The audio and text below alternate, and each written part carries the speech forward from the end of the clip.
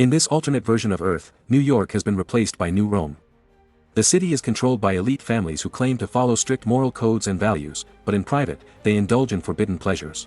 The rest of the city lives in poverty. On top of a very tall building, architect Caesar is about to jump.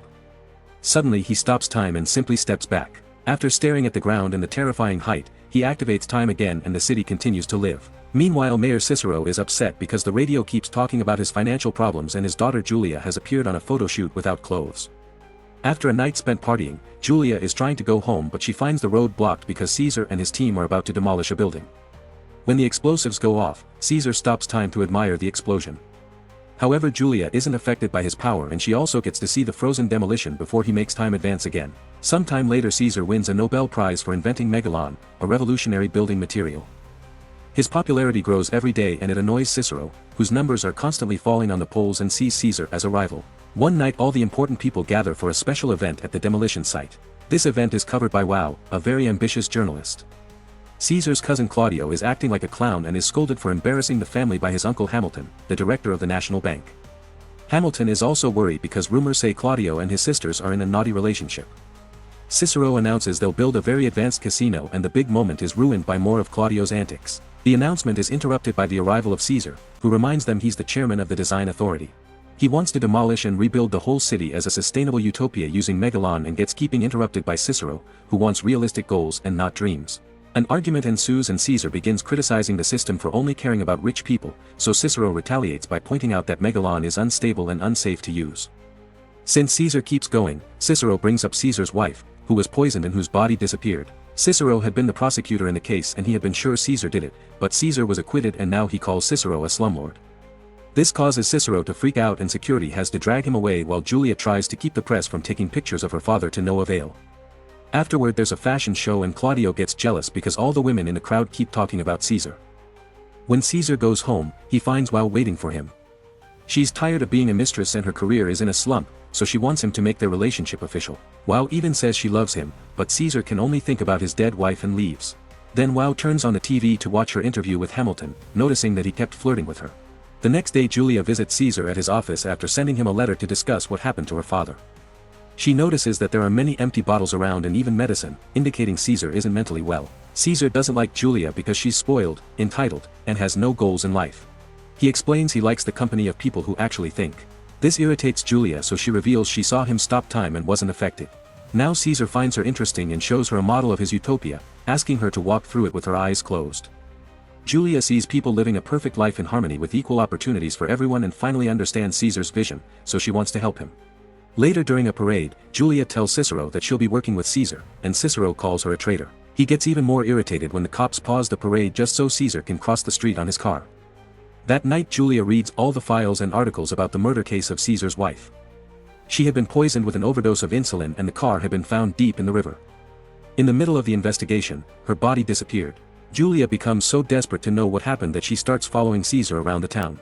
Claudio is out too and sees what Julia's doing, so he begins taking pictures as he follows them too. After driving for a while Caesar's car makes it to a shady neighborhood, where he sees injustice everywhere manifesting as images of falling statues. Then he stops to buy flowers, which confuses Julia. Minutes later Caesar goes inside a mysterious building, where a security guard turns off the alarm lasers to receive him. Caesar then brings the flowers to his wife's body, which is being taken care of by a team of gentle women. However, when Julia follows him she finds Caesar alone because this is all his imagination. Overwhelmed by Caesar's everlasting love for his wife, Julia decides to leave.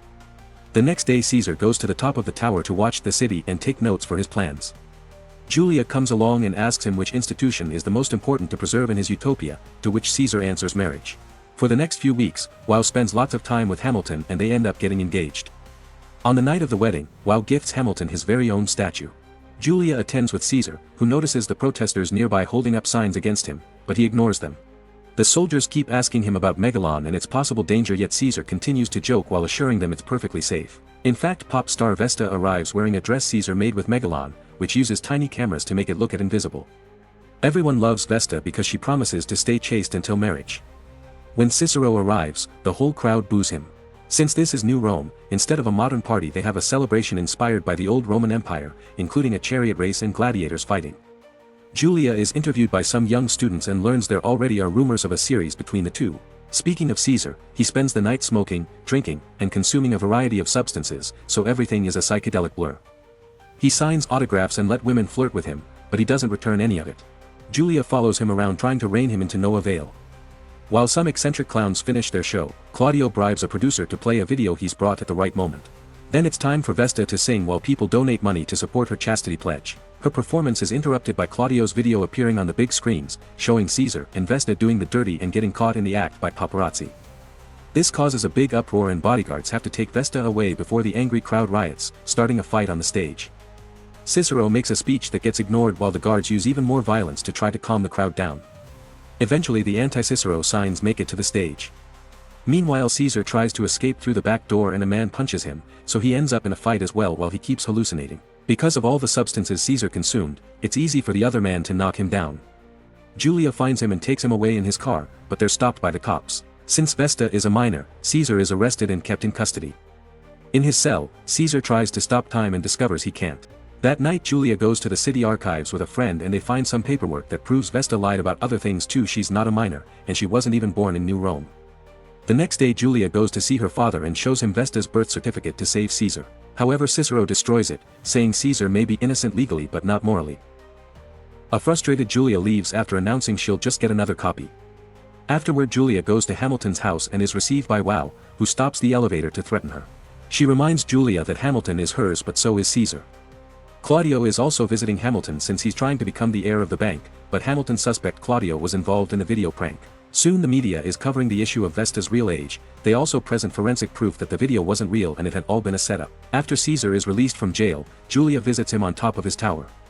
He's sad because he lost his power and finally admits that all his mental issues are caused by his guilt. Caesar didn't kill his wife, but he still feels responsible for not taking good care of her.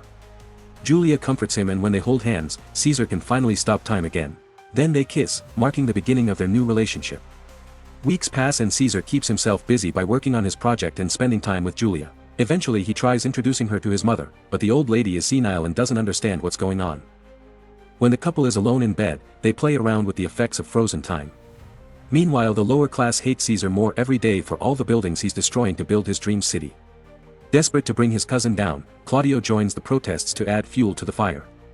Soon news of Claudio's plans reach Cicero, who asks his assistant to take care of it. One night Cicero receives terrible news: a Soviet satellite is falling at great speed and will soon land on New Rome.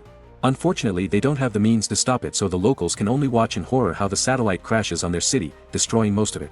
This terrible incident gives Caesar the chance to work on rebuilding the city without any obstacles in his way. He loses himself in his job, playing with time to try to look into the future and design the perfect utopia. After many days of endless working, Caesar is brought out of his trance by Julia, who announces she's pregnant. Caesar is very excited and wants to get married, but Julia turns down the idea, explaining that Caesar's conscience would never forgive him because he still sees himself as married to his dead wife. Sometime later, the couple invites Julia's parents to their new home, which was built following Caesar's advanced designs. Cicero and Caesar keep on arguing while playing cards, so Julia has to scold them like children. She uses that moment to announce her pregnancy and her mother is delighted, but Cicero is upset and leaves without a word. Julia is left devastated, thinking her father hates her. In the meantime Claudio continues to be the leader of the poor, inspiring them into more protests and riots against Caesar and his utopia. The man Cicero sent to stop him died during the satellite crash, so there's nobody to stop Claudio now. A few days later Cicero visits Caesar to ask him to break up with Julia. In return he offers a signed confession admitting that he had known Caesar's wife self-deleted, but he prosecuted Caesar anyway to get rid of him. Cicero even promises to support Caesar in public, but Caesar turns the offer down. Afterwards Caesar meets with Wow, who says she can steal the bank from Hamilton and give it to Caesar so they can be together. However Caesar turns this offer down as well. As revenge, a furious Wow decides to freeze all of Caesar's accounts. On the news, reporters keep discussing if Meladon is truly safe and attack Caesar's image. One night a kid approaches Caesar to ask him for an autograph, but it's a trick to come close enough and shoot him in the head. For the next few hours Caesar's mind is stuck in an endless hallucination. Julia immediately takes him to the hospital and the doctors consider the option of rebuilding his skull with Megalon. Meanwhile it's revealed that the child had been sent by Claudio's henchmen, but Claudio is angry because this incident has made Caesar look like a martyr. The procedure to fix Caesar's skull with Megalon goes well, but it'll take some time for him to fully recover. Julia comforts him after the operation, and while having painful hallucinations Caesar shares what happened the night of his wife's death. She came home ready to announce big news, but she saw something that made her jealous and she ended up self-deleting in the river. The poison thing had all been a lie from Cicero, who who also hid the fact she had been pregnant. Caesar had tried to follow his wife out and saw her jump. Afterward he discovered the principle behind Megalon trying to save her. As soon as he can walk again, Caesar goes to see Wow to ask about his bank accounts. Wow tries to threaten him, but Caesar removes his bandages to reveal the Megalon that now lives behind his left eye. An astonished Wow falls to her knees, begging him to take her because diamonds don't mean anything to her if she doesn't have his love. The moment is interrupted by Hamilton, who is shocked to hear about the frozen accounts and promises to fix it, merely assuming it was a mistake on the paperwork. Sometime later Wow and Claudio meet in private to do the dirty. Suddenly the lights start failing and Claudio explains it's caused by Caesar's systems using all the power. Then Wow reveals Hamilton asked for a prenuptial agreement and she can't get the bank, so she wants to work with Claudio to do a takeover. She even cuts his hair to make it look more presentable. The next time Claudio meets with Hamilton, he's proud to see his nephew looks more like an adult. Following the plan, Claudio asks to become interim CEO of the bank to help with the family business. Hamilton is glad to make Claudio actually work and quickly signs the papers, only to discover the contract makes Claudio true CEO and chairman. Hurt by this betrayal, Hamilton starts freaking out and has a heart attack. A few months later after the baby is born, Caesar and Julia get married in private during Saturnalia, which is this city's equivalent of Christmas. Claudio and Wow continue to work together and Claudio convinces the board to remove Hamilton from his position in the bank.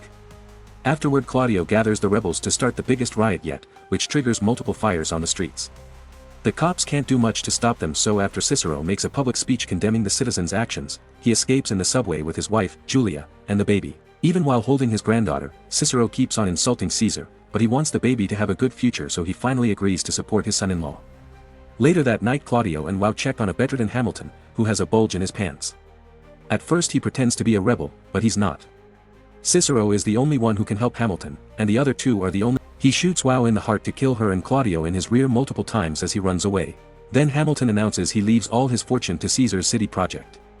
Meanwhile Caesar appears in public and shares his vision of the future, explaining that his megalopolis utopia won't have classes. Even those that lived in the shadiest part of the city will have a chance to work in progress because every human being is a miracle. The crowd is touched by his words and realizes they've been fed lies by Claudio.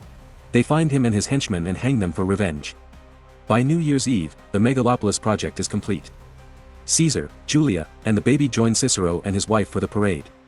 While greeting the fans, Caesar is shocked to see his mother in the crowd. When the New Year's countdown reaches 0, Caesar and Julia kiss to stop time, but their daughter is not affected. Make sure to subscribe and turn on notifications so you can watch more videos like this. Thanks for watching.